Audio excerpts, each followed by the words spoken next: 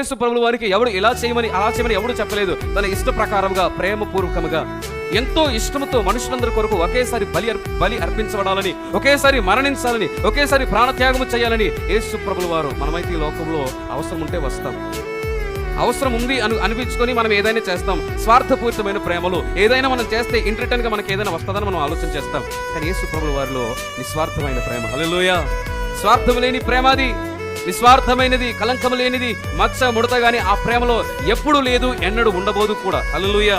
మనుషులుగా ఈ లోకంలో ప్రేమిస్తున్నారు, ఎవరైనా ప్రేమిస్తున్నారు, ఎవరైనా స్నేహిస్తున్నారు అంటే ఆ స్నేహంలో గాని ప్రేమలో గాని మచ్చలు కనబడతాయి, లోపాలు కనబడతాయి, ఎన్నో ఇబ్బందులు కనబడతాయి. కానీ యేసయ్య ప్రేమలో ఎప్పటికీ కూడా ఇబ్బంది ఉండదు. హల్లెలూయా. ఆయన పరిపూర్ణముగా 100% ఈజ్ లవింగ్ యూ. 100కి 100% నిన్ను ప్రేమిస్తున్నాడు, పరిపూర్ణంగా నిన్ను ప్రేమిస్తున్నాడు, హృదయపూర్వకముగా నిన్ను ప్రేమిస్తున్నాడు. తన ఇచ్చ వచ్చినట్లుగా నిన్ను ఎంతలా ప్రేమించవచ్చో అంతలా ప్రేమిస్తున్నాడు ఆయన. హల్లెలూయా. చిన్నపిల్లల్ని ఎంత ముద్దాడినా తనివి తీరుతుందా? తనివి తీరదు. అది తీరని, అది తృప్తి లేనిది, అది తీరని ఒక అనుభూతి. అది ఎంత ముద్దాడినా వారిని ఎంత తనివి తీర చూసుకున్నా అది సరిపోదు.